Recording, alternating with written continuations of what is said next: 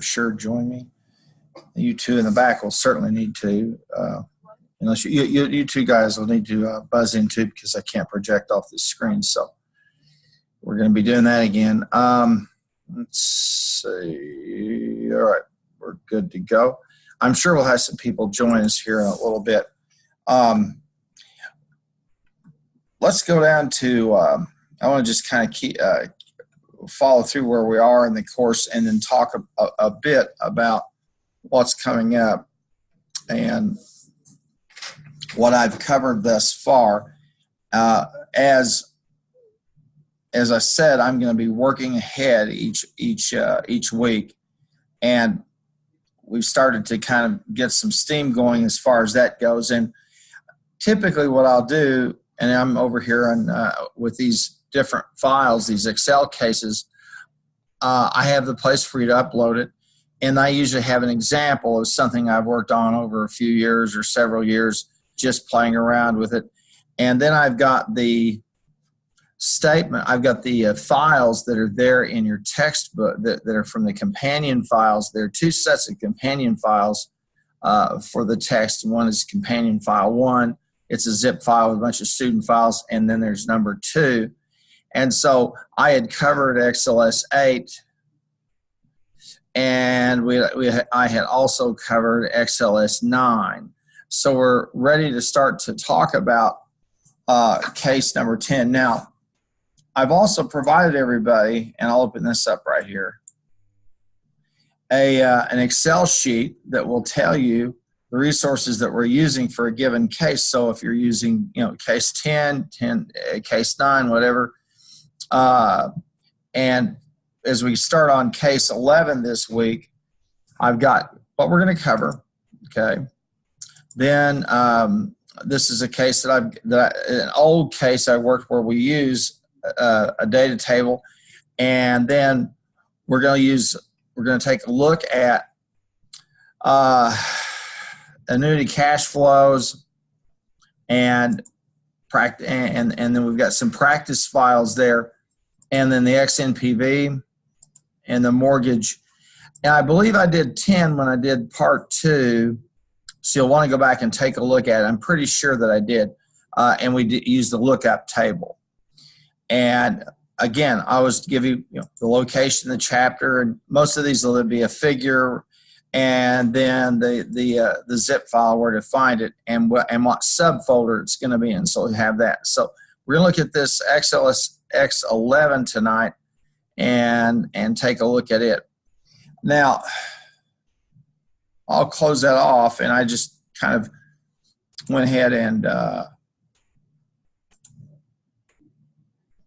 marked it up so I know where I was. So now, this is the work that we've got this week that's due on the 11th. Okay, so we've got 8 and 9. Like I said, we've been working ahead, and you can upload, if you've just tried to work on one of these, following along with the readings, or if you've tried, or if you just take one of these and you've uploaded, you've done for the workshop credit. It's the same story. Now, and I'd say this, it's public knowledge. I'm warning all who know or who will listen. You're going to need this stuff, because when we get down here to the end of the course, I'm going to be asking you to do some of these skills. So it's in your best interest to do it. This is over. There's nothing due here, but these are typical of the file. These are the typical files I've been loading into each module. Okay. In fact, I'll go up here and let's see. I'm going to do it. I'm going to do that spotlight thing. Isn't that cool? Yeah. See, little Sunday. So I've got some information, a link here about business intelligence, what it's all about. Return on investment on firms that use analytics and use them heavily, what they get. Then this is a wonderful site, excellent site, Easy Excel, and it covers regression, although Easy Excel covers just about everything you want to do with Excel. And then the documents that go with the course, the point distribution, resources, where will I find stuff for quizzes and exams, same thing for Excel cases, and the same thing for Access cases. And we've been moving through. Now we've got 12 or I think 13 or 12 or 13 Excel cases. So we're moving through those, and then we'll start to work on the access cases, and that's really where people are going to have to be here in the lab. And if they're not, they're going to find themselves in some real problems for which I can't have a lot of sympathy. But as we look through, we'd worked with 10, and the best way I know to summarize this is to come back over here. All right, I'll move this up, and this resource file, and I'm going to open it back up. And we just kind of we've been walking through a progression of these things. And XLS10, I'll move it up there.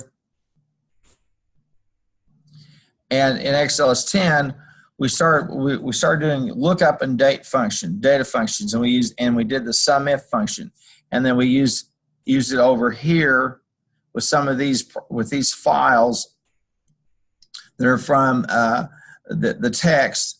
And now we're going to move on into 11, where we're going to start to look at a data table that provides us a sensitivity analysis, and then we're going to look at net present value, because this table for sensitivity analysis lends itself well to that. So we'll take a look at it here for just a sec.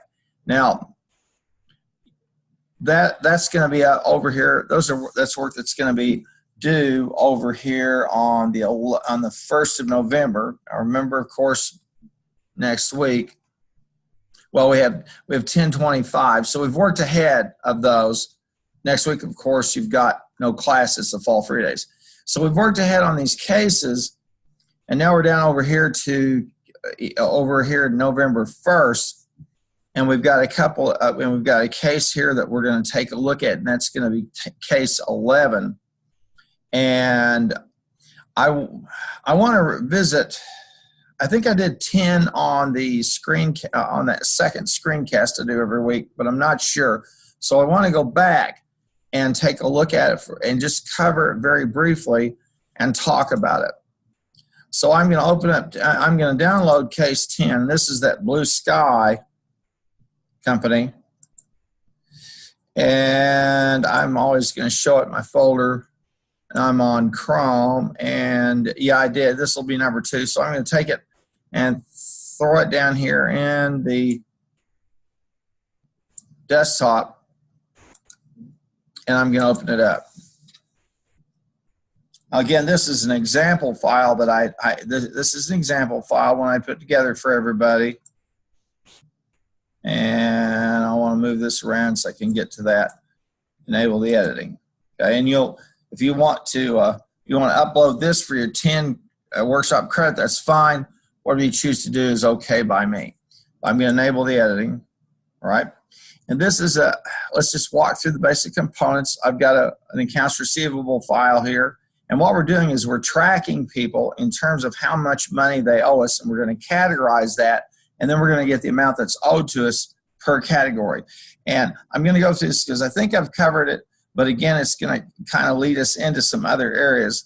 Now, let me pop this down just a little bit because it's up about 154%. We're going to scroll over here, and here is a lookup table, okay? And all we have in here is, typically in a lookup table, we're going to have some numeric value, okay? And then some kind of text or flag or message that coincides with it. And these are the number of days that stuff's outstanding. And if it's 1 to 30 days, then it's current. If it's 31 to 60 days, then it's within that category. And then obviously if it's 61 to 90 days, it's within that. If it's 61 or more, and then over 90 days. And these are the amount of time that folks have owed us money. And I spoke about this before. And here what we have is just basically what we call an aging report. And the aging report's pretty simple. We come down to what is the invoice date, right? And we pretended that the date of this report is the 15th of July, 2008. And we have an invoice date from September of 2007. So we want to know how many days has it been outstanding? Well, we'll look over here on the days outstanding. In other words, how long it's been overdue. And we see that we have this 07185 minus D11. And to highlight that, I'm going to click here in the cell. All right. And I'm going to get the feedback from the spreadsheet that says what we're going to do is we're going to take the number that's represented by this date and subtract it, the date here in cell D11, and we're going to subtract it from the number that's represented there in cell E7. So it's important to understand that you really have two levels when you're working with Excel in terms of what you're looking at. You're looking at the cells, and those are the display area, and then up here you have the input area. Okay, and so you see that we get the number of days outstanding, and that's been due for 292 days. Now we had come in and done some sorting with this, and we had sorted down to where we started with the highest number of days outstanding. And how do I know that? Well, here's what I'm going to do. I'm going to click over here and click on custom sort, and I should see it. And now on custom sort, I've got the custom sort dialog box. Okay. Now I always want to make sure, all right, that I click on my data has headers, and then I begin to add levels. Now this first level is what we would call a primary sort. Pretty simple. It's the first one. And days outstanding is the most important thing because we know, all right, that the longer somebody owes us money, the longer it'll take to collect it. And we talked about that. Then the next is the invoice amount, okay? And now we're talking about days outstanding and money, all right? And so we've got that sorted. And we've done that for all of these, all right? And we have the total amount that's outstanding, what people do, what people owe us, and now we want to categorize that. We want to put it into some set of categories. Why? Very simple. I want to know how I want to have a good. I want to divide these and put them into bins, boxes, or whatever you want to call them, or into categories, so I know what I'm dealing with, because I may choose to use a different approach with somebody who owes me money for over 3 months versus someone who's owed me money for a couple of months, somebody's 30 days behind, and then I certainly don't want to alienate the people who are current with me. They're the ones who are paying. So we start to use this categorization tool, and so we use the lookup table, and I'm going to select cell G12. Okay.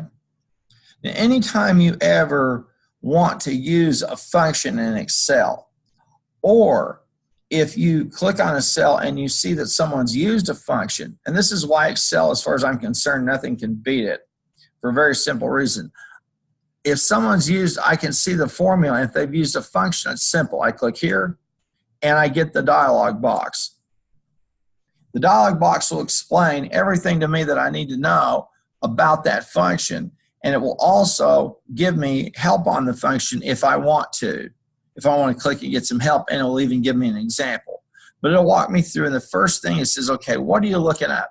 So I select L12. And then we say, okay, you've looked this up. What's your table array? And I have a thing called lookup table, okay? And that's that set of cells over there where I have a numeric figure, okay? And then I have a descriptor. I have a numeric figure and a descriptor. A numeric figure and a descriptor, same story. And so I have the lookup table, and I'm going to use column index number 2. Why? Because that's how I want to categorize it. All right. So what I'm doing is, just like I did with the name manager, I'm using human language to categorize this stuff, and to categorize it on the basis of criteria. All right. And the criteria are there in my lookup table. And I've just always made it. On the lookup table to just simply organize the left side is some numeric value, or maybe it could be a text value for all intents and purposes, and then on the right side, some descriptor. All right, and then we get the column index number. Now if you want to do the range lookup, it's okay. Basically, here's the thing: if you're working with a set of data and you want approximations, you could use true. All right, so it'll say true. Yeah, it's close. If you want an exact match, you put false there, and you'll find an exact match. All right, so we'll close this off for a minute, and we're going to see that this is we've got the lookup table, and it's over 90 days. And then we can just simply drag and drop if we want. That's all we got to do. Okay. Same story here, and you'll notice the one thing that keeps changing is what? That first value, the lookup value.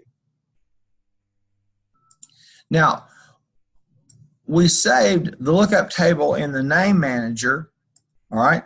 And I'm going to click on formulas, and I'll go to the name manager, and I'm going to see lookup table, the lookup table, and the values that are there and what it refers to in terms and the scope of it. The scope can be the workup or just the workbook or workshop, a worksheet or a workbook.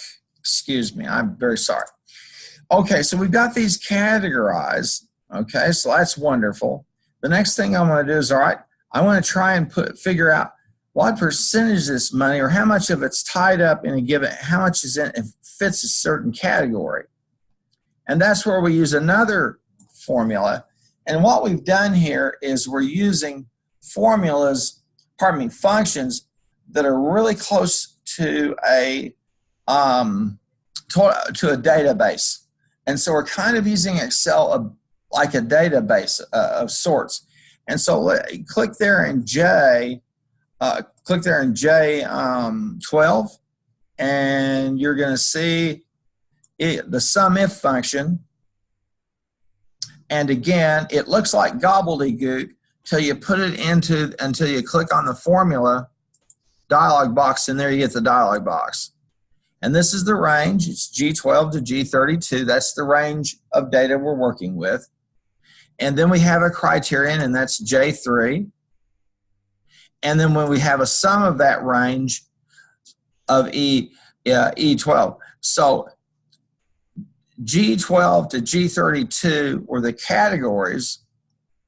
Our criteria was J3, and anything that was current, okay, and you'll see the right of the box there, you'll see the little cell referencing, and then this will give you in English what you're looking at.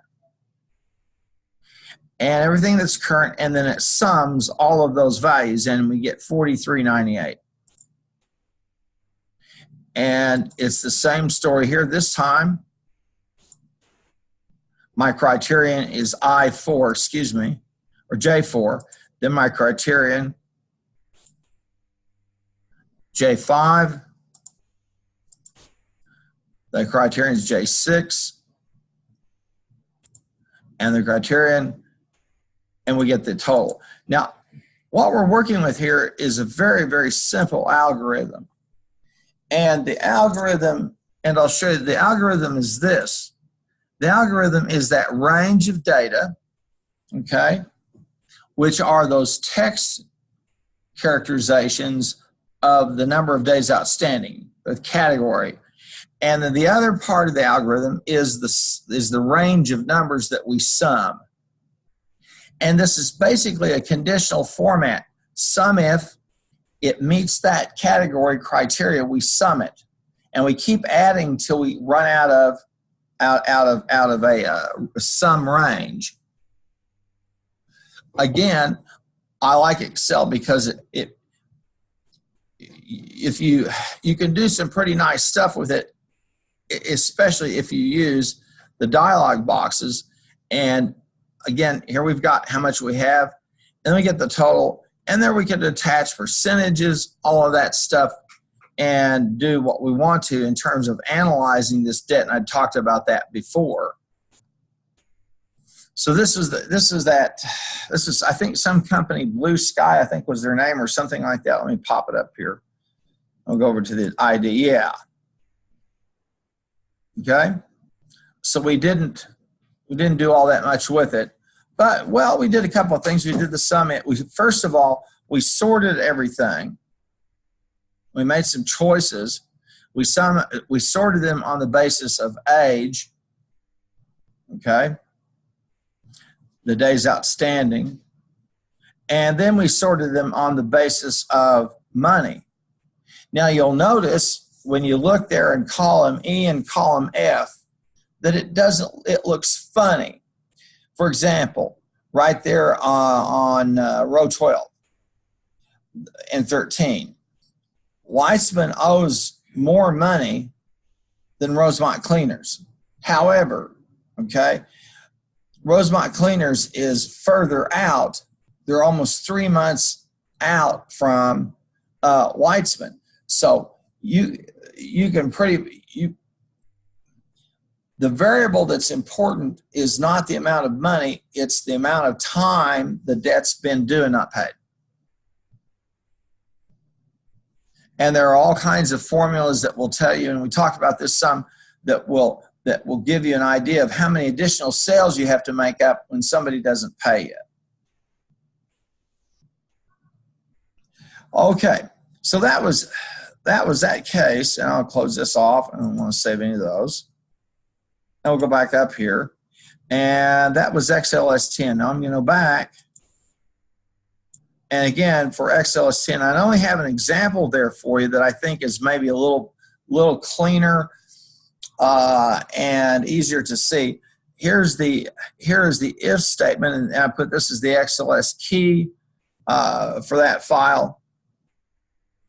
Okay, and we've got this makeup key, and in this case here, again, let's take a look at it.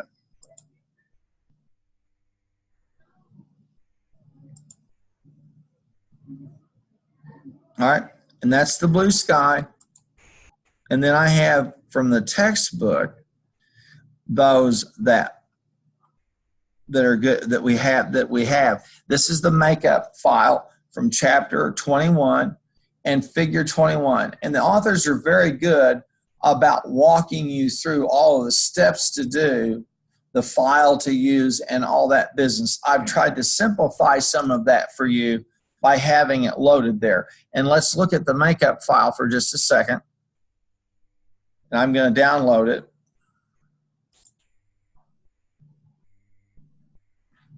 Okay. And I have the text there. I think I've got the text out here.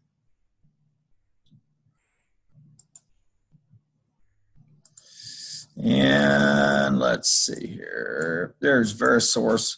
And I think that's from chapter 21. So we'll pop over to 21.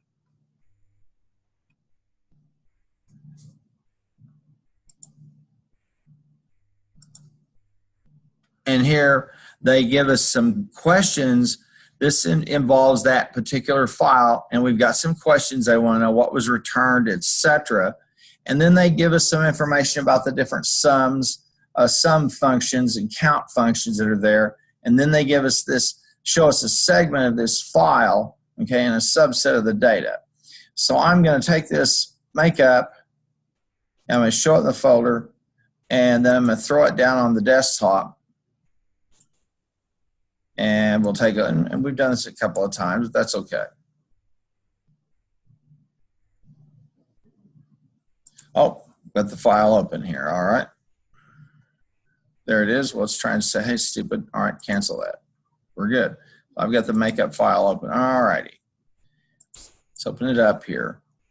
And here what we've got is some salespeople. And I think I'm probably, if I'm not mistaken, I talked about this some in that second video I made. A lot of times you'll pick up a whole lot more because it's not at the end of the day and I'm not waxed out. Sometimes I'll do these at night, but I usually try to kind of get freshened back up so I can walk through them. And here we've got each of these folks' sales data. And notice, all right, well, I'm going to start with Emily. And we're using the sum if function to see. And the range is the name. And that range is going to be from A5 down to A13. And then we sum the range called dollars. Okay, so we've got the algorithm is the range that we're checking for is the name range. Then we have a criterion, and that's A5, because that's the one we're testing. And then we've got the sum range, and that's the dollars, and that gives us how much Emily sold. And the only thing that's going to change, watch as I curse my cursor, this is why it's an algorithm, because the only thing that's going to change here is the A6, the A7, and we'll go back to, and that's the criterion. When we use these functions, we're using Excel like a database as much as we're using it like a spreadsheet, okay? And so the sum if is one of these where we're basically operate using we're using a conditional statement, and we say, okay, if the name is Emily, then we add in the dollars. If it's not, we move on. And so we've got what Emily. And notice then the next criterion is going to be Halligan, Ashley's, etc. So that's the first one of these lookup tables, sum if tables, where I've got the data for them. Now, they've got this thing about units returned. Let's look at that. That's cell B16. That's a little strange. It can kind of throw you, but let's look at what it's saying. So I'm going to pop it up here in the dialog box. Now the range is the units, and there's a column over here that has the number of units that were sold. I think it's column K. And then the criteria is, and we put it in quotes, equal to or less than 0. Right? Why did we do that? Well, we use that criterion, and because we put it in quotes, we treat the numbers like they're characters, or like they are like they're letters instead of numbers. We call it, we treat them like what we would call variable characters. Okay? And the way we do it is we put them in quotes. That's a pretty ingenious way to do it. And then the next thing is to say, okay, we want to sum the units. And so we do that, and we get the units returned. And anywhere we had less than 0 units, okay, that gives us the number of units that were returned. Now we want to know the dollars sold, the total dollars for 2005 or later, and watch what we do here. This is another one of these situations where we use some formatting to get data to mimic, to get numbers to mimic characters. All right? Earlier, we had worked with dates where we treated those dates as if they were numbers. And now we're taking numbers and reversing the process, and how we do it is we've got them in the quotes. And here we've got anything, quote, greater than or equal to 1/1/2005, into quotes. So anything that's equal to or greater than that, boom. They almost turn them into, they turn these almost into like a date function. And it's a formatting thing, and it's a little beyond what the range, what this course is about. But here I'm going to use the dollars, and it tells me how many dollars I had in sales starting the 1st of 2005 and onward. And again, you can see the quotes much easier up here. And you see the date function, the dates, and then the dollars. And notice I took the dates, I put them inside of quote marks, then I used a Boolean operator, which is that greater than or equal to, and then the date, quotes, and away I go.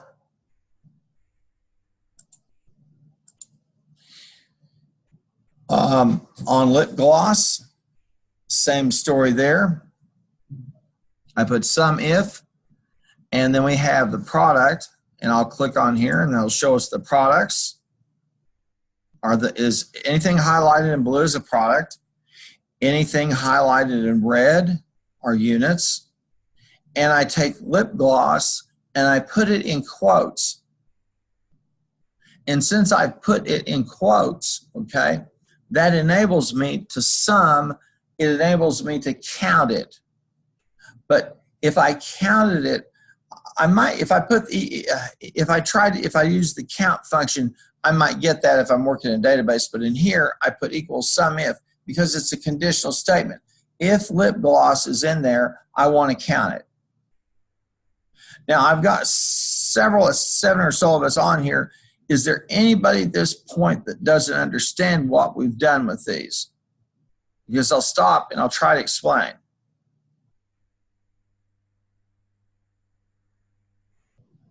Okay, we'll see if you were lying or not later on, won't we? All righty, here we use the sum if product again. We do the lip gloss. And notice here again we use the sum if the name does not equal Jen.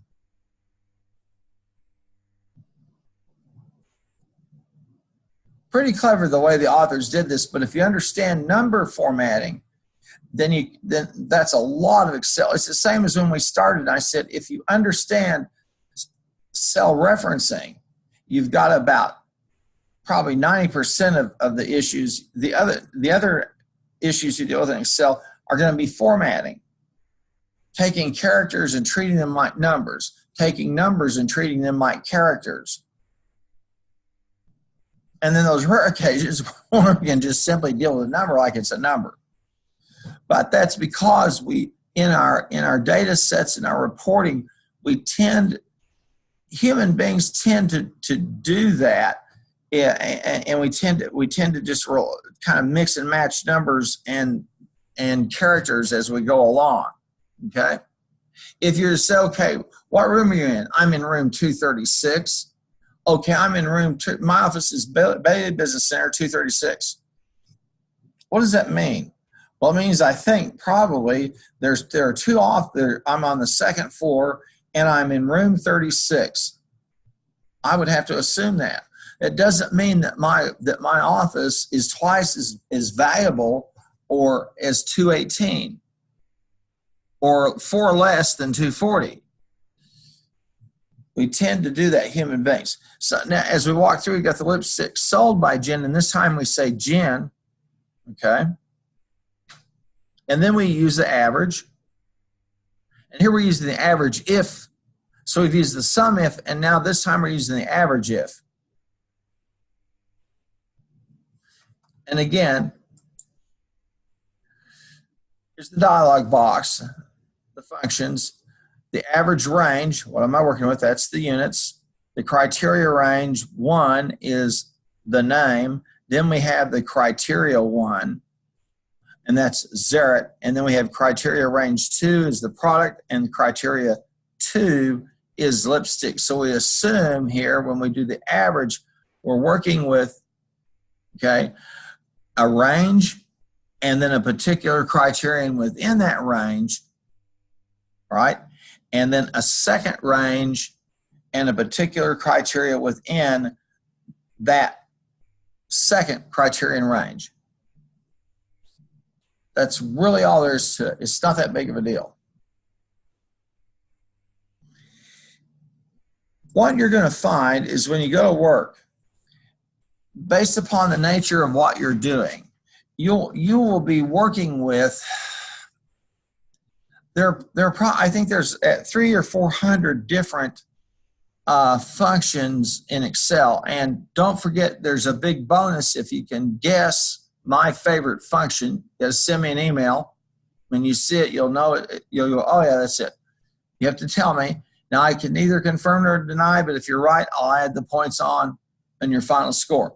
So go look through those functions. They're there. But again, we're using the average function, and notice we have the units, and I'll show you here again. Boom. we have an average range, an array of averages. Okay, then we have a criteria within that. Pardon me, we have an average range, so it's a word being average, and that's units. Then we have a criteria range 1,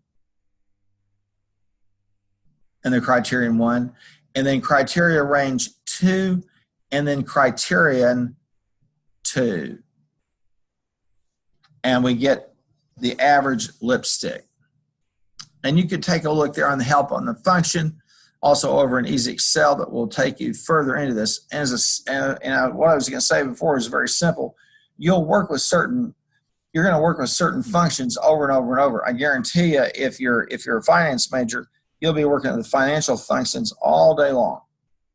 I never know where someone's going to end up. I would say if you're maybe working, I can tell you this, people who work in accounting use a lot of these functions simply because they want to get totals out of registers or things of that nature, and populate. They'll want to populate maybe some worksheets as they're working on the books. Okay, so we got that one done. All right, and here we come with lipstick. All right, and any time that Jen sold $100 or more of lipstick. Okay, and this is the same thing here.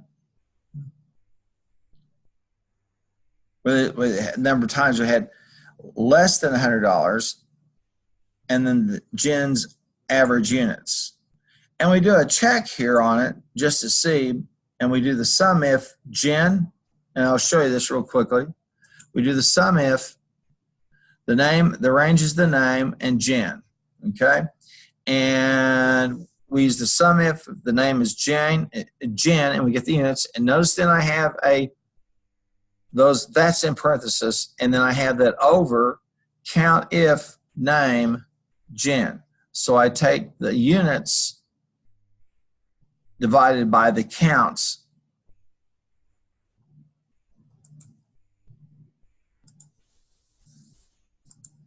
And we get 43.58.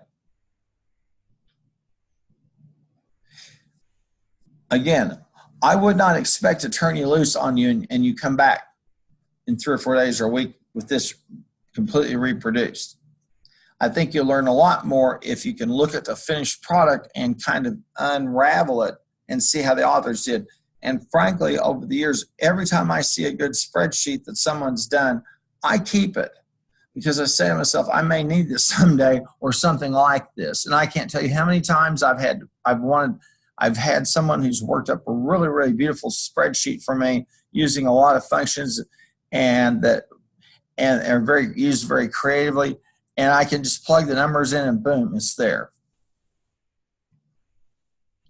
Now they've got a thing over here on sum if rows, and that was just a strange, bizarre little exercise, and I'm not even going to waste your time with that. But you can see how we've used this. Now, we could do the same thing in terms of products sold by each of these people. We did Jim, we could look at Cece, we could look at Betsy, Christina, Colleen. It's just a matter of changing the criteria, fiddling with it a little bit, and away you go. Again, we've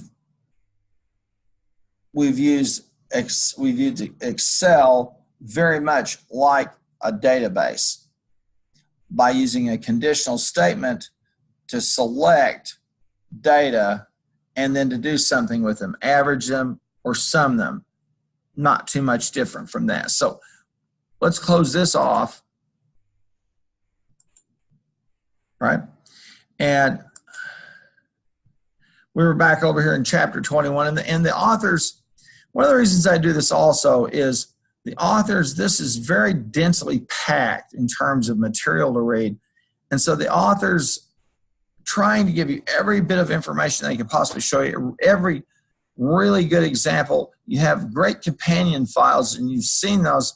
The authors show us in these figures what we're trying to get, but I think it helps you to see it rather than just densely in the text here, but to see it demonstrated back out in the out actually working with it.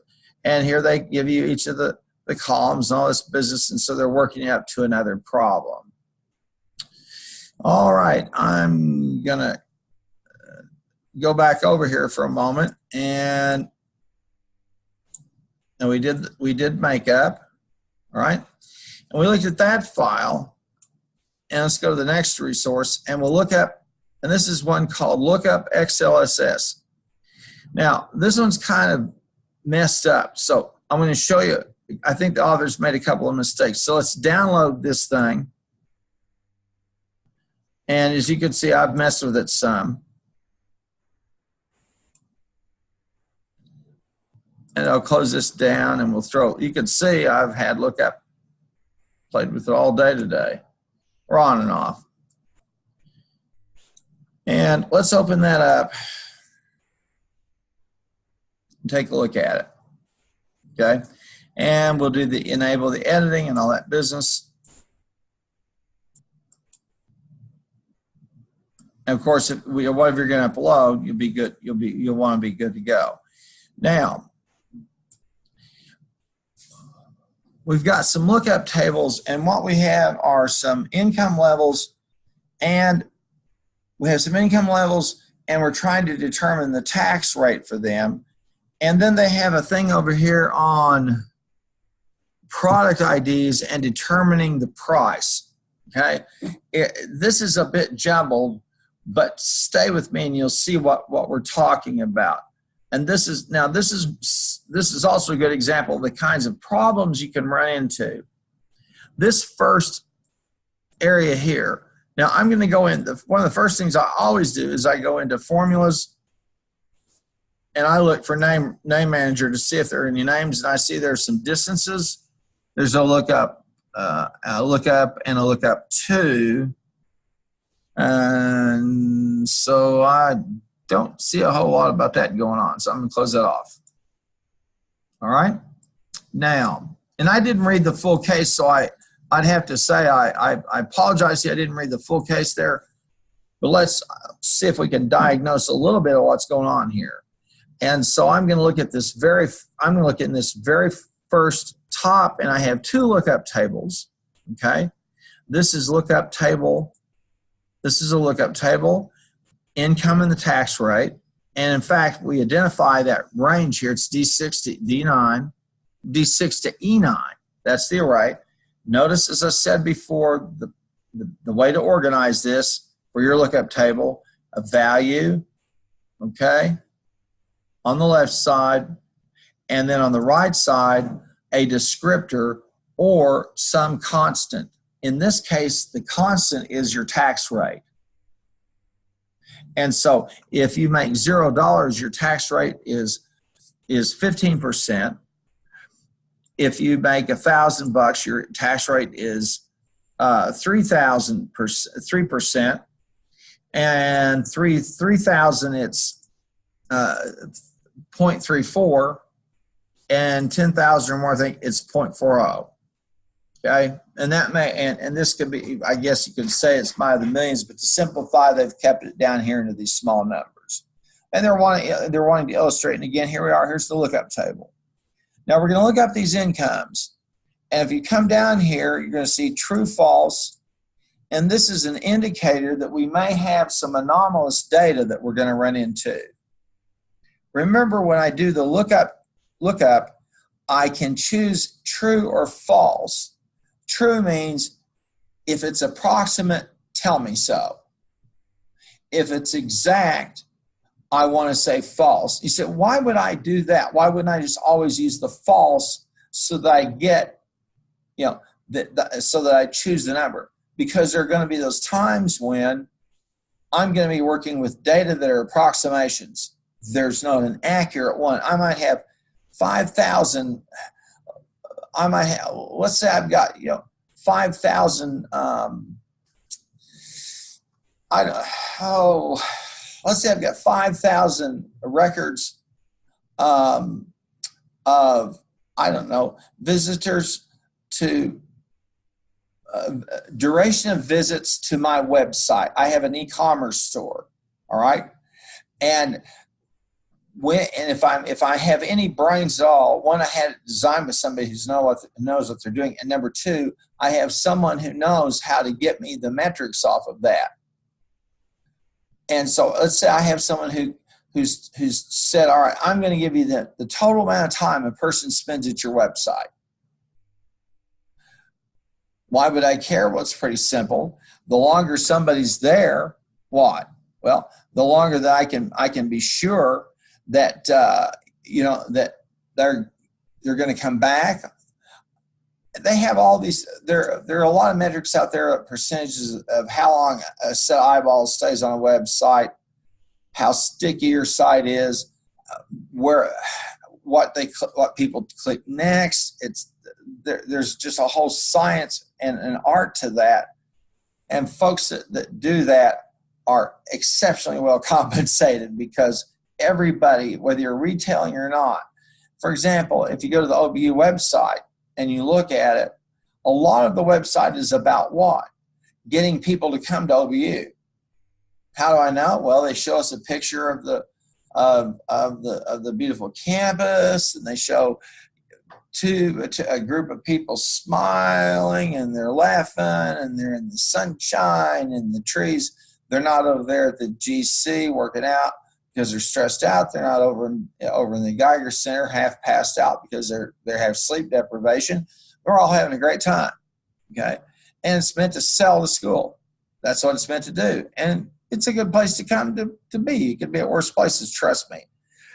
You don't believe me, but you could. Anyway, to make a long story short, we're going to apply this, and we're going to come down to this first, and we have the incomes. This is where I'm at in here right now, okay? And by the way, I wanted to let you know, if you notice my cursor right there, it's kind of got that little square there. I've asked Microsoft if they would move that up just a bit more so it looked like a cross, but they won't do it.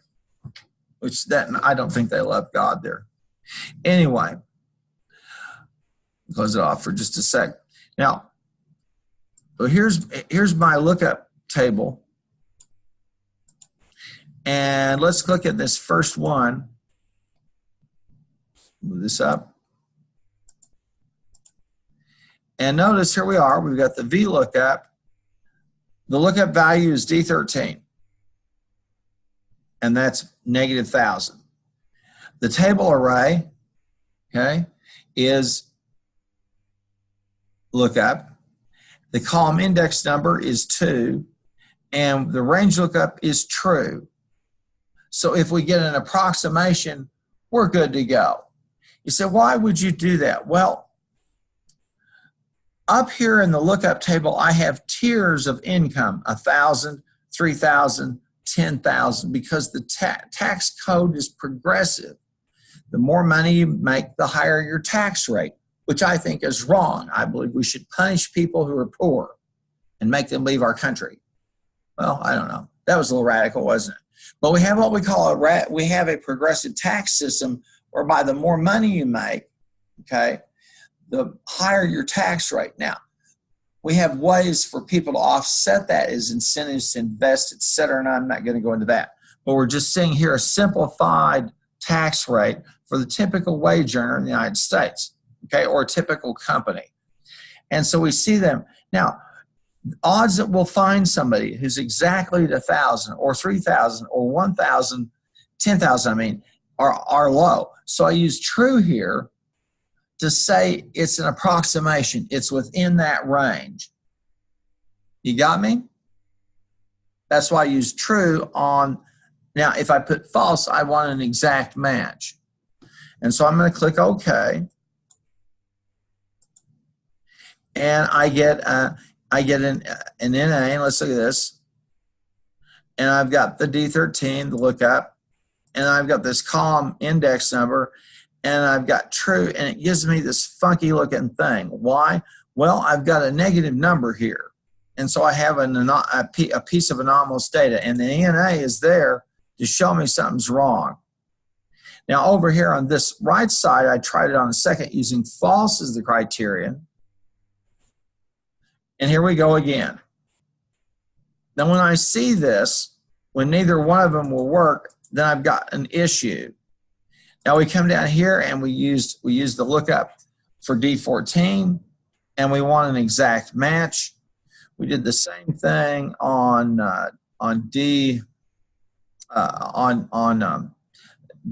D16, and you can see we've got a little bit of a problem here.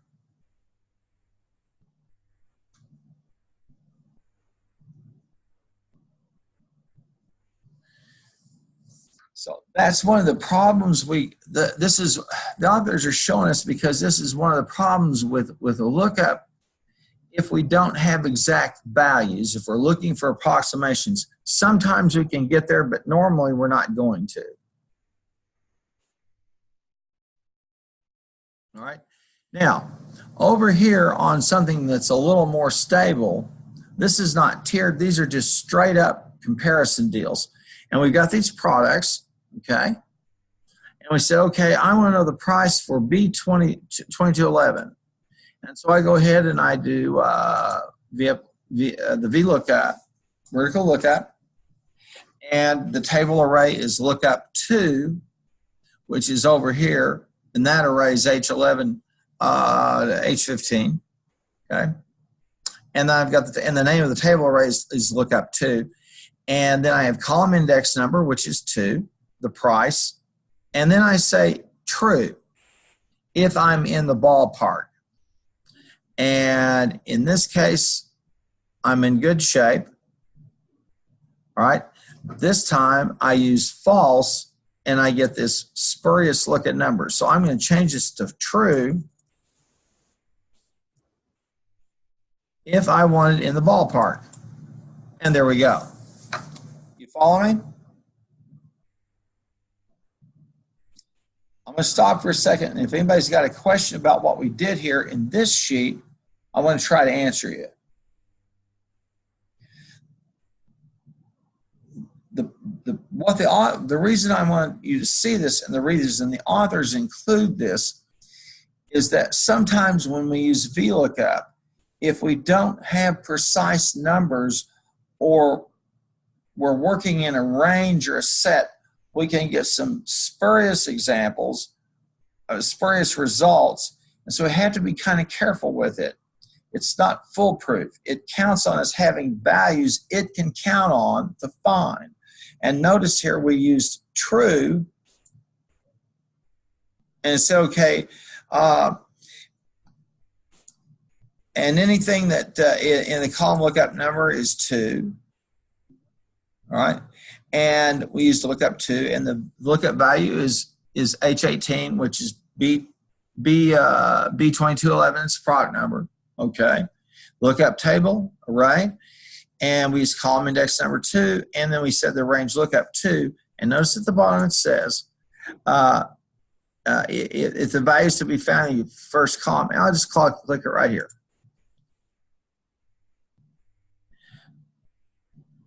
If I find the closest match in an ascending order, and I put true, or if I omit it, it will give me true. If I want an exact match, I put false. You say, what good would that be? Well, if I was anticipating, for example, an exact match on some piece of data, all right?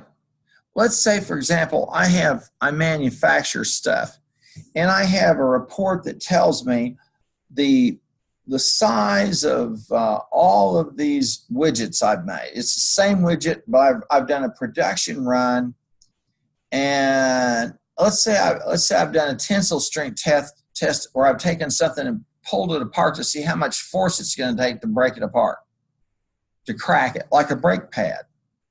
And so I say, okay, they're all new brake pads. Okay, anybody here seen the movie Tommy Boy?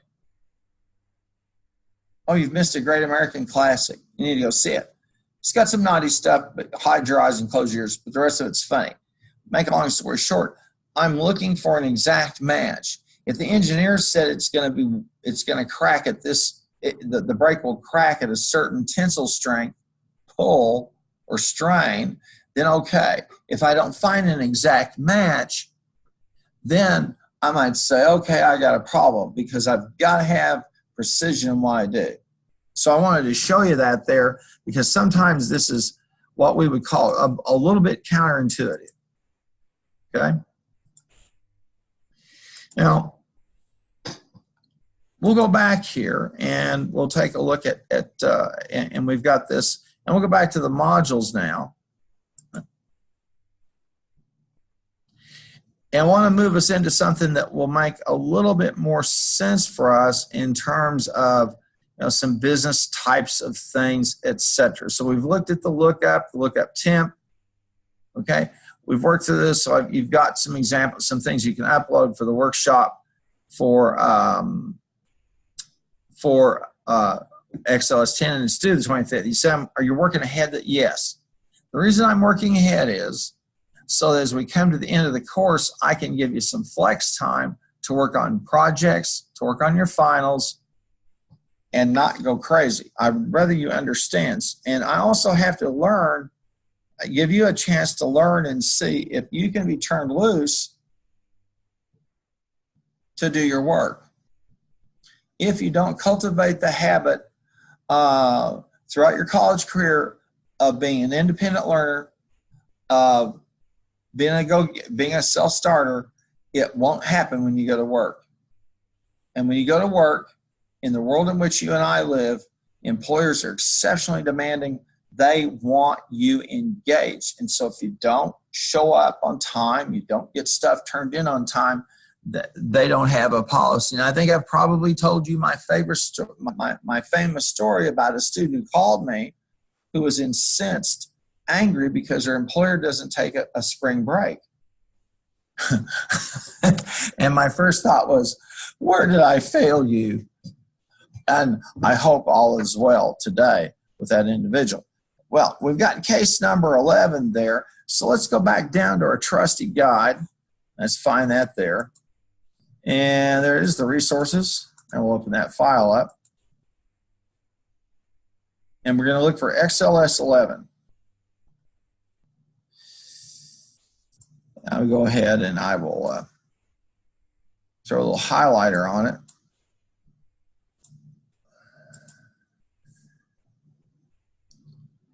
Okay. Now, here's what we're going to look at. A two-input data table to let us do a sensitivity analysis.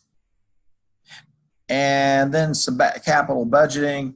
We'll mess with it a little bit. And here are the files that we'll be dealing with. This is the XLS 11 done. That's the example file. Then these are the files from these chapters 8 and 17. And we're going to see a couple of functions in Excel that help us do capital budgeting. So this is very, very relevant to what we're working with. So I'm going to close this down, this file, okay? And I'm going to go back up here. And we'll come over to XLS 11, and I notice I have XLS 11 done example. So let's download that file. All right.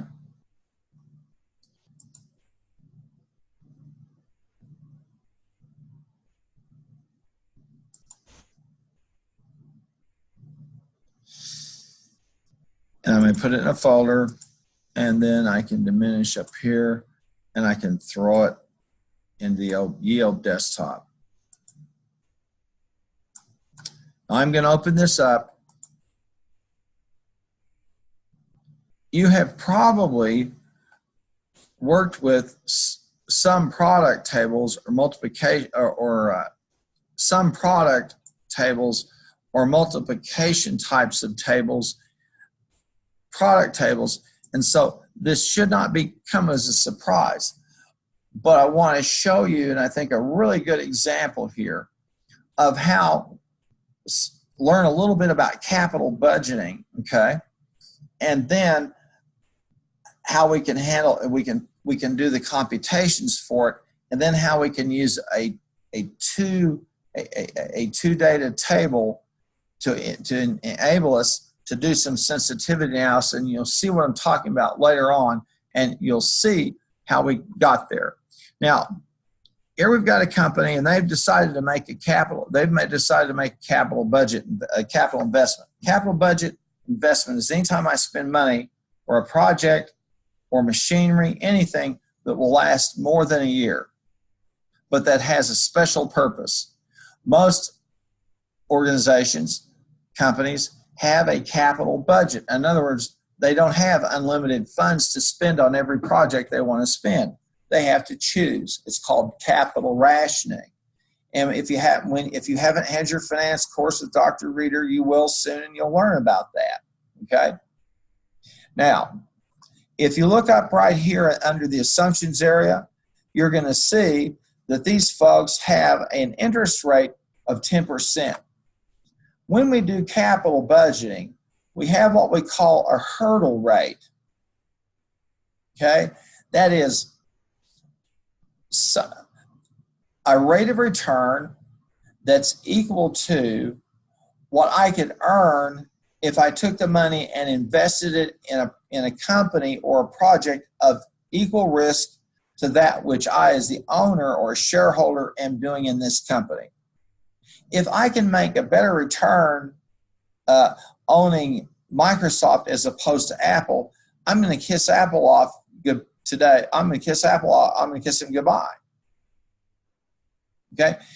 The other reason we use that rate there is to discount the value of money. Okay. Would anybody here care to guess how much my room, board, tuition, meals, everything for my first semester at OBU cost? Anybody want to guess?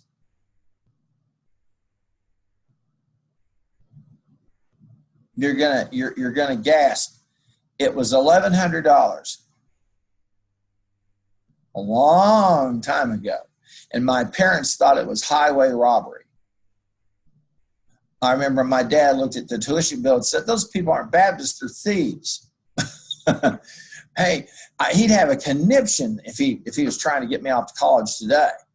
And so after I partied for 3 or 4 semesters, and I had an unfortunate pyrotechnic experiment go awry, my parents said, "Time for you to work and pay for your own education." And it was the best thing that ever happened to me. Anyway, to make a long story short, we've got some equipment we're going to purchase. Now, at the end of the use life of the equipment, we have a salvage value. That is, we can sell it, or we have an estimated value if we did sell it. And then we have some annual additional income. Annual additional income we're going to get from this investment. We make the investment because we believe it will help us save money or make money, or hopefully maybe even both. I can't even remember what the piece of equipment was. I think this was something like maybe an automatic, maybe a drill press or something like that. Okay.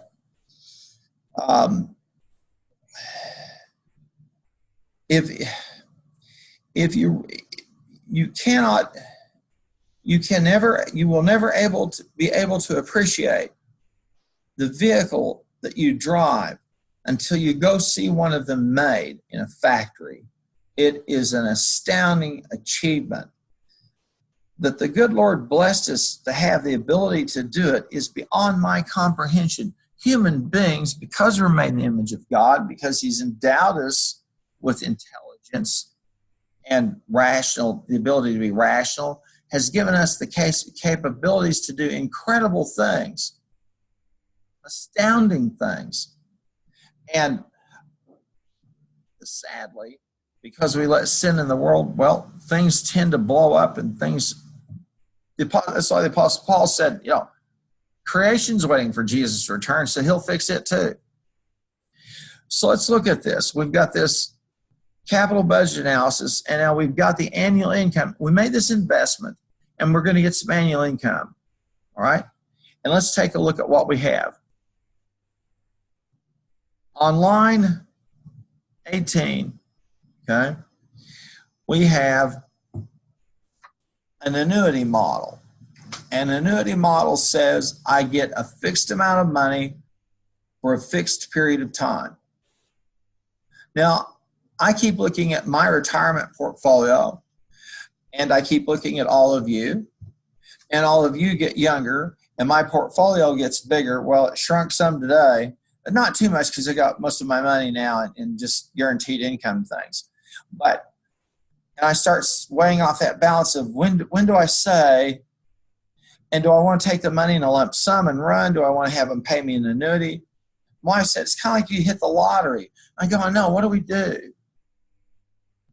Okay. Well, I've worked since I was 11 years old, so hey, I've been at this a while. So I've got this annual income, okay? These might be savings. And then notice there in 2014, at the end of this, I've got a salvage value of my investment.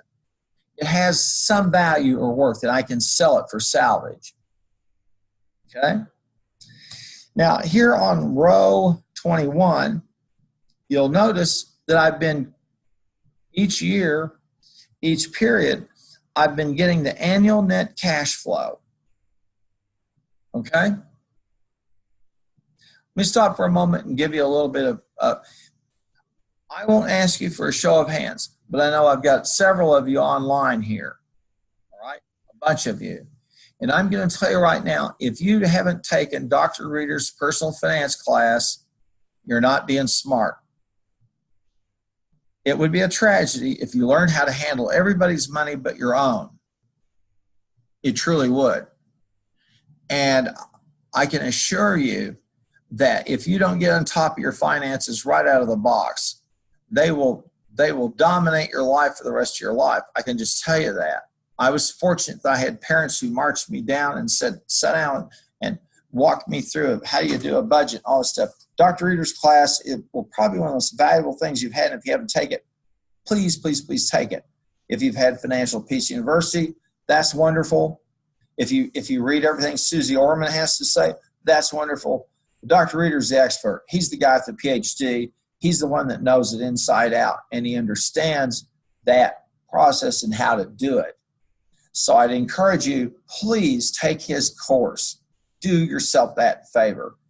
So we've got this annual net cash flow, and you notice that we come down to last year, we get a little bump because we had that salvage equipment we sold, stuff we sold to salvage. All right. Now, if we're lucky, we've also been, well, if we're lucky through that period of time, we've been deducting the expense on that equipment. It's called depreciation. This is a great country where you can buy a piece of equipment, and as you use it and wear it out, the government gives you a tax break. God bless them. What a great country. Okay? What a great country. But it's an incentive for people to invest. Okay? I hope I have some people who are saying, man, I'm glad I live in here. No matter how boring school might seem to you, let me say this. If you seek excitement, here's what you can do. Quit school, get yourself a ticket and go to West Sahara Africa and let a warlord chase you around to make you his friend. And then you'll say, I'd rather go back to the boredom of OBU and school in the United States than be in this excitement. So, that being said, let's take a look at the numbers as they all add up. Well, I'm come back here, and here I've got my total cash flow for the 6 years. And I use the sum. Now notice on each piece of this, I'm stringing this along. Notice that I'm using cell referencing here on row 18. I'm using cell referencing here on row 19. Down here on row 21, the total cash, I use a cell reference. I use a formula. And then I use the present, I get the present value of the money. Let's click on that, FX. Okay. I know FX for you means werewolves and stuff like that, and vampires and all that business. I know why all of you like those vampire shows, okay? It's usually some beautiful woman in a bedroom, and here comes Dracula into the bedroom to bite her on the neck. I get it, okay? I understand that, or you like the really gory, violent stuff. I get that. Now, here we have a rate, and that's that B10, okay? And now we have the values, B21 to G21. You say, what is the present value? The present value is the purchasing price, or the purchasing, what a dollar will buy today versus tomorrow. My parents built their first house in Del City in 1948. They paid $9,000, and they had a nice home. They bought a second home in Del City, and they paid $12,000 for it. If you go look at real estate prices, you go, woo. So what does a dollar buy today that it won't? Now, one of these days, 25 years or so out, your kid will come to you and go, well, Mom and Dad, you went to OBU. I want to go too. You go, it's $7 million a semester. You're crazy. And I'm only making $3 million a year. It's called inflation. I once thought if I made $50,000 a year, I'll be rich. $50,000 a year might get you a nice home, decent car, maybe a savings account. If you got health care, it might get you a decent vacation every year, but otherwise you ain't living large on 50 grand. Kanye West, he throws that much away on lunch in Hollywood every week. How many of you know that Kanye West is a graduate of OBU? Anybody know that? You're not responding to me. I guess you know that's another one of my tricks. Okay. Anyway, this is the $900,000 that we've gotten in today's purchasing power would buy us $684,000 worth of goods. When you look at a contract for a professional athlete, for example, and they say, well, they're going to pay Tom Brady $58 million over the next 28 years. I know it's hard to feel sorry for him, but he's not making as much money as you might think. A lot of that is incentive pay, and half of it goes to the government, unless he's got it shielded, which means he can't touch it till he's 93 years old. And so by the time it's all said and done, he's living pretty large, but not what you would think. That money has a time value. So we recognize that by taking a look at the present value of the money. So then we look at the cost of the investment. Now here's what happened. I spent $640,000, okay? And in today's money, what I got in return was $684,000, so I made $44,000.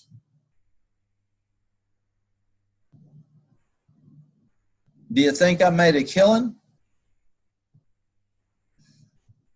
Well, I have a thing here called the profitability index, and it's pretty simple. I'm going to take B24, which is the present value of my money, over B25, the cost of the investment, and that tells me an index. Okay? And I basically made $1.07 for every dollar I invested. I made about 7% profit. Okay?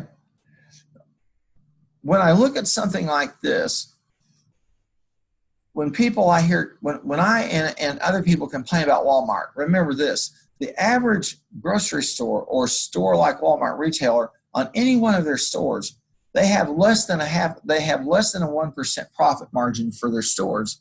They've got to sell anything to everybody who's alive 3 times just to make it. And I know that sounds funny, but it's the truth. And think about people who are in the energy business, okay?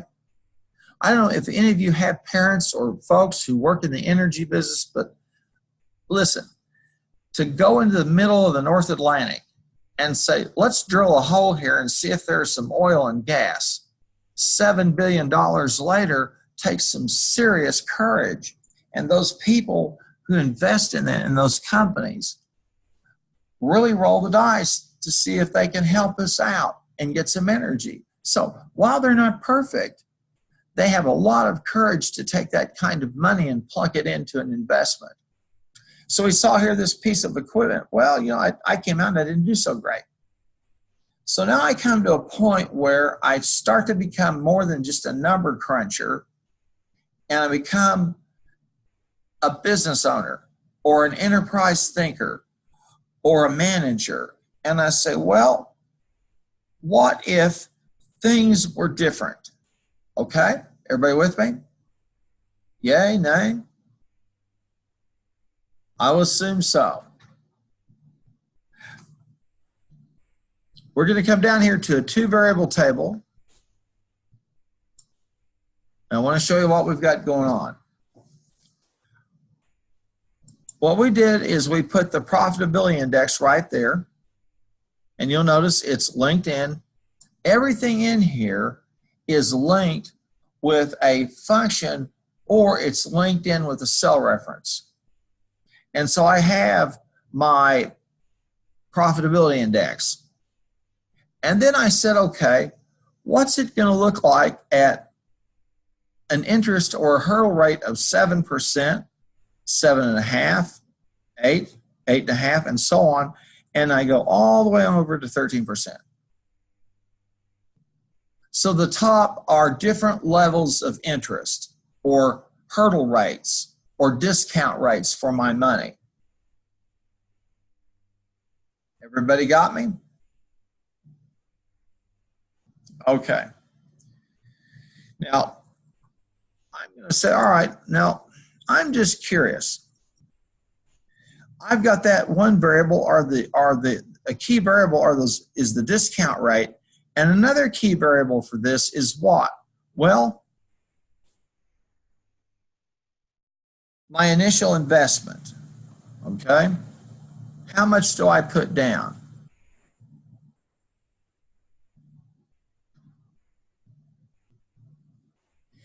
And I've got this value, and I'm working here at 100 to 110, so I'm doing increments of 10,000, so I have somewhere between 100 and $160,000.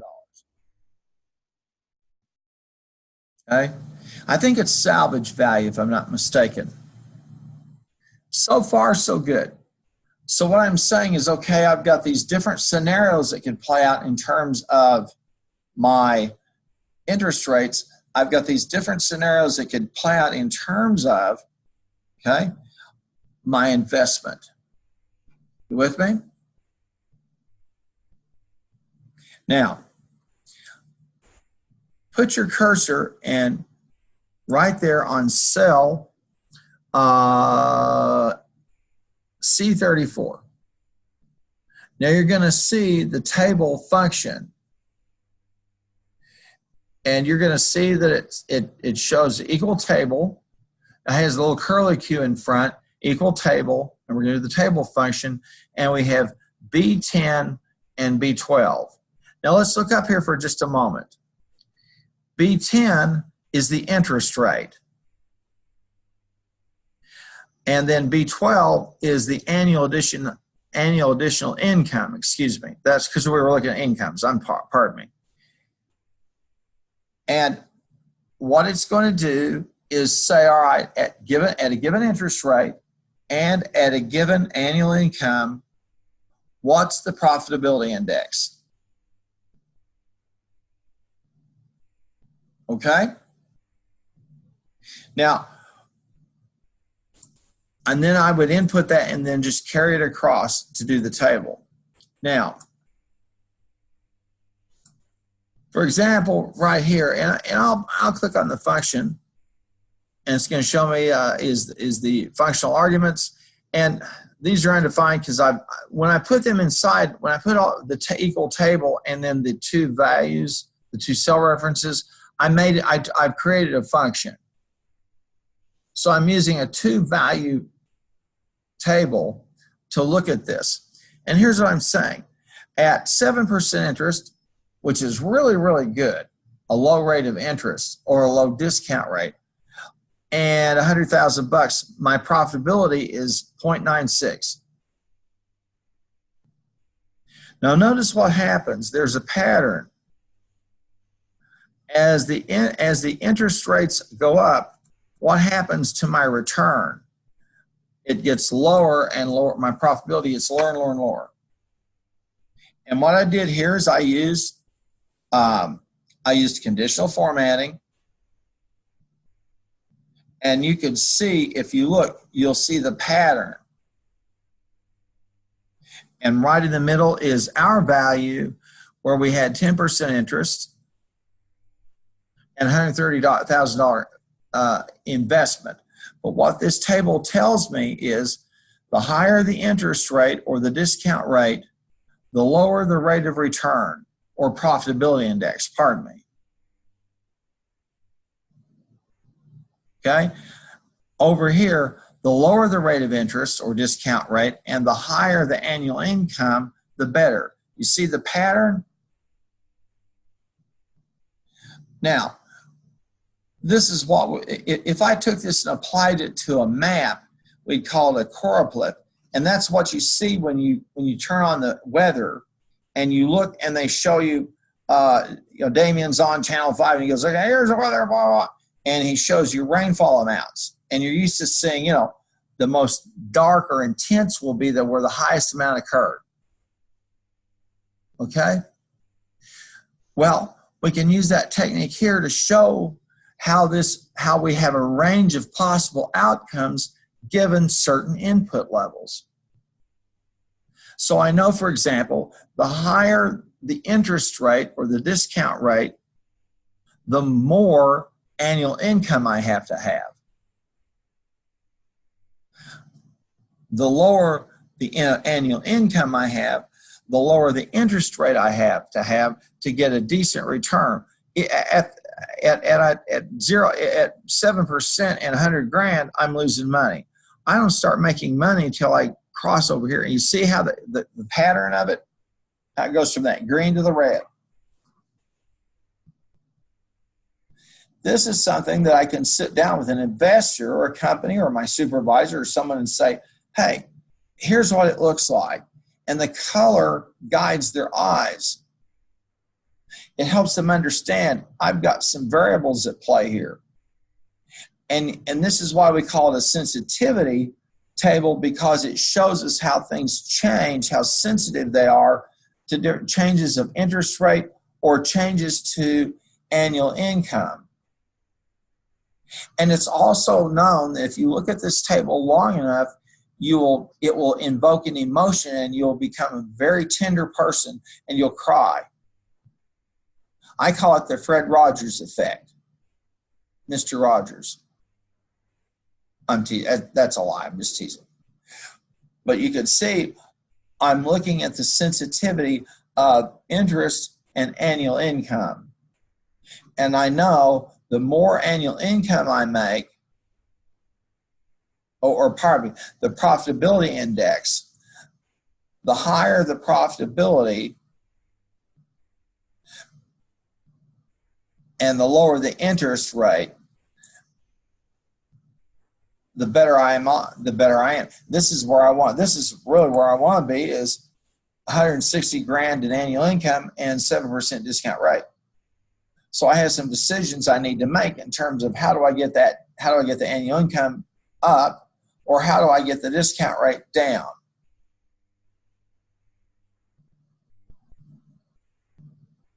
Does this make sense to people?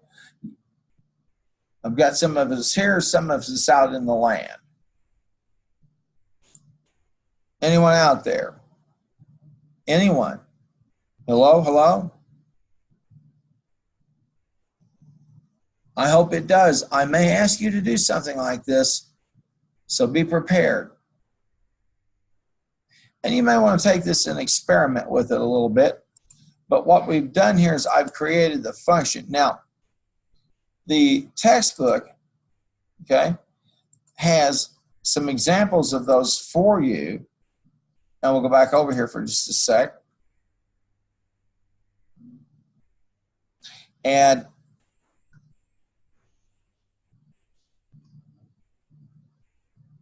here's an NPV versus an annuity cash,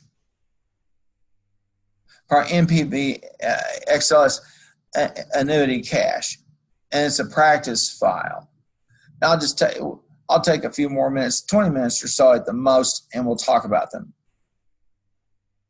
Then we'll bug out of here. So I'm going to download this file. Now NPV, I know, does not mean much to you, but someday when you're 45 or 50 or older, NPV is going to mean a lot to you, because you're going to want to know, do I have enough money saved to quit working when I'm ready to, and not eat dog food, or not say, okay, this month I'll pay for the electric bill, and so I can have my medicine, and next month I'll pay the electric bill and go without medicine. Let me give you a very startling fact. If more people in the public knew this, they'd be scared to death. The highest percentage of people in our country who are impoverished are people above the age of 60. The next group are people under age 12. Our oldest and our youngest people in our population are poor and they're vulnerable. Grandma and grandpa, somebody gets sick, that could put them in the poorhouse. So be thinking about your retirement now, okay? Ask yourself, am I saving enough? Am I even saving? And how can I do that? So if I want to work, I can work. If I choose not to work, I can go do an adventure or go do something good. NPV is one of those tools that lets us do that. Now, here they're talking about, and we'll look at this, here's the NPV, net present value for this figure, right? And we've got investments of cash flows, right? And when we have NPV, we have, and you can be able to get the real gist of this, you'll want to take a look at the narrative in the text that covers this. But they show you the present value at the beginning of the year, and then the investment at year 1 and year 2, and what you have the year in 1, 2, and even in the middle, and you're doing some sorting of these values above. And this is the time, the percentage. You want to take a look at that. Now, there are two ways that we do net present value. One of them is we use the NPV, which assumes that we have an annuity, like we saw in my example just a minute ago. There's another one called XNPV, which says, okay, I assume uneven cash flows in a project, which is more realistic. Much more realistic. And so we see an R2. And so we've got the investment cash flows for period 1. Period 0. And we start to compute those out at these 2 years. What will I have based on my investment?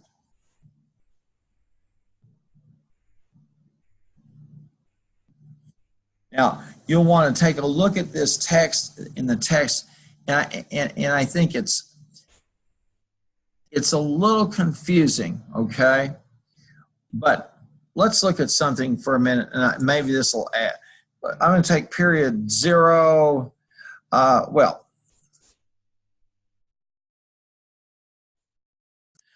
I'm going to find the, I'm going to go up here and look at the functions, and there are several of them. Don't forget about the big bonus points for functions.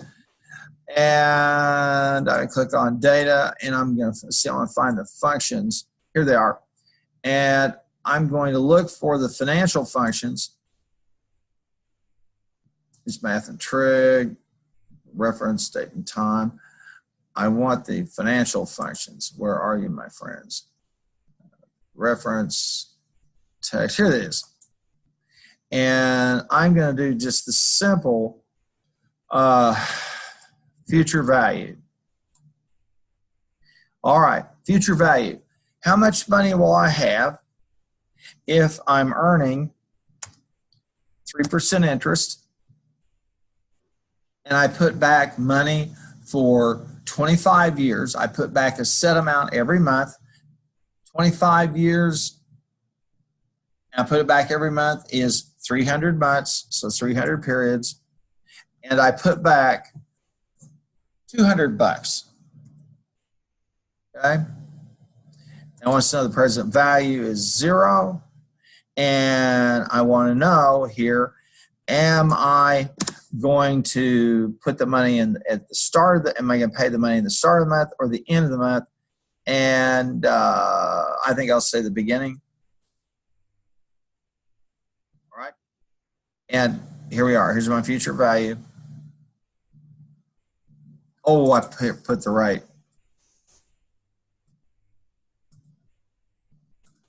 Oh.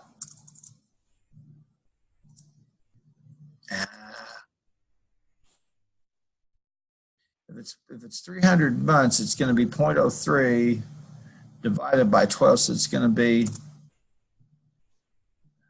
0.025. That's the payments for the constant interest rate, and let's see what we get. Let's give them an invalid on this. Oh, because I used an O instead of 0.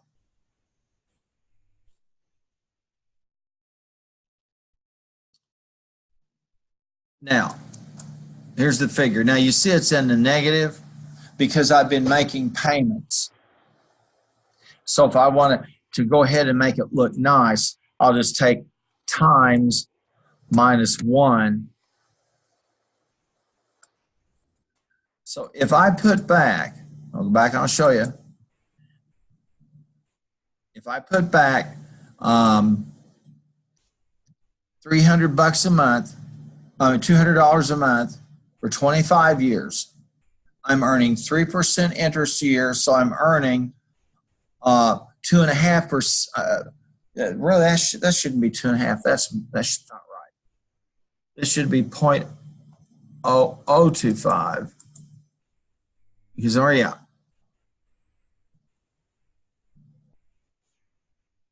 There we go. I'll just do this 0.03 over 12. Yep.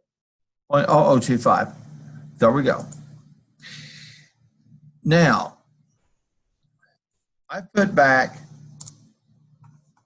I want to show you this, 200 bucks a month for 25 years. I earned 3% a year in annual interest, which meant that I actually earned 2.5%, 100ths per month, because I had to take the 0.03 and 3% and divide it by 12 to get it to a monthly rate. This is called the power of compounding. 89 grand for putting back 200 bucks a month for 25 years. Now, we could also say, okay, well, you've shown me the future value. What's the NPV? Well, we'll try that.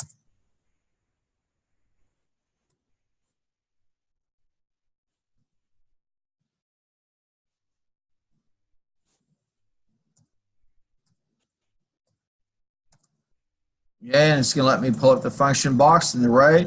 The annual rate is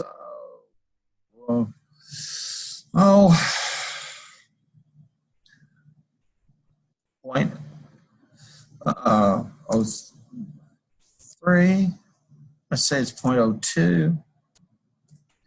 And the value, and we'll just snatch this over until we get it.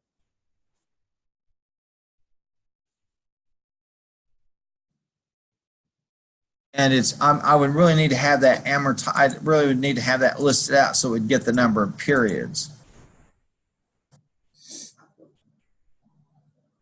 But think about this. Now, let's assume that you have a credit card, okay?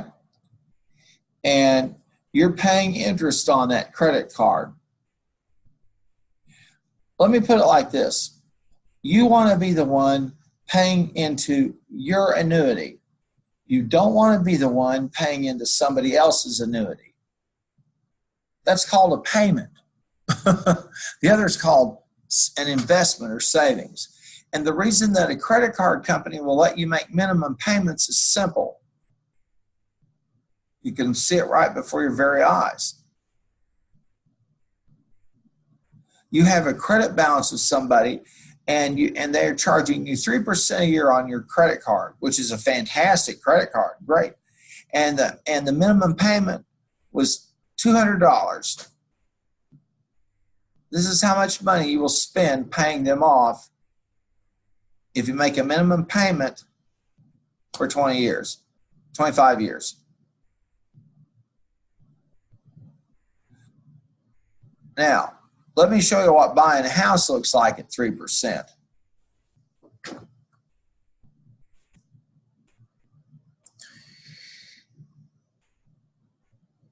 You got, let's see, you got a mortgage, and the 30-year mortgage would be 360 payments. And your house payment is $1,200 a month, okay?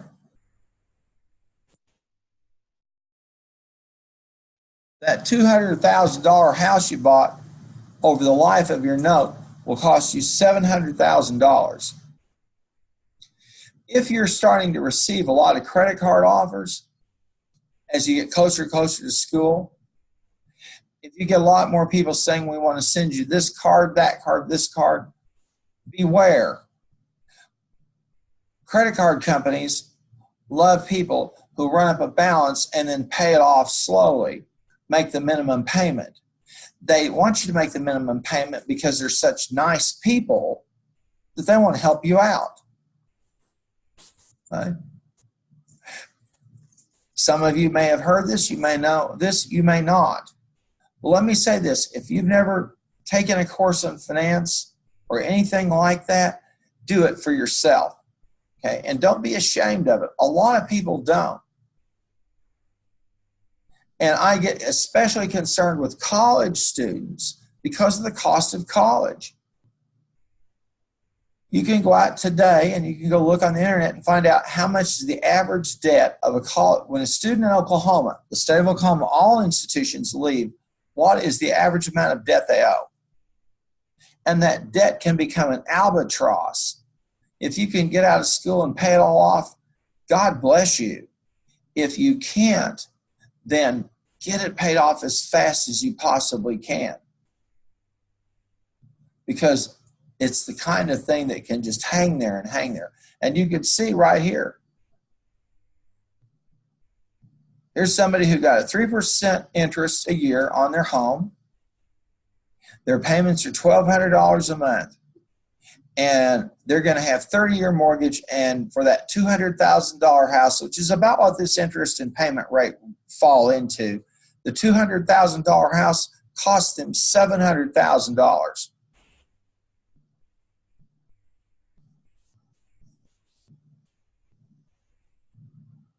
I'm not saying don't buy a house. I'm saying if you do, buy something you can afford and start and build. But be an investor. I hope it hasn't fallen on some deaf ears. Well, let me encourage you to go over and take a look at the text. It'll give you some more of that information about NPV, XNPV, and all those fun functions. And I think we've gone at it pretty hard tonight. and we will stop and we'll end the class here, and I'll do a part 2 sometime over the weekend. Okay? Have a safe break. If you're going to go somewhere, please be safe. If you get tired, all right, stop and rest. Be careful, though, that you don't fall asleep and then wake up and there's some strange man looking in the thing, and the next thing you know, you're like in one of them shows or in the basement and all that junk. Okay? So don't stop at the rest stops. Be careful. I want you to come back so I can torture you some more. So I won't see you again. Have a great fall free days. Enjoy yourselves. Thanks for being here.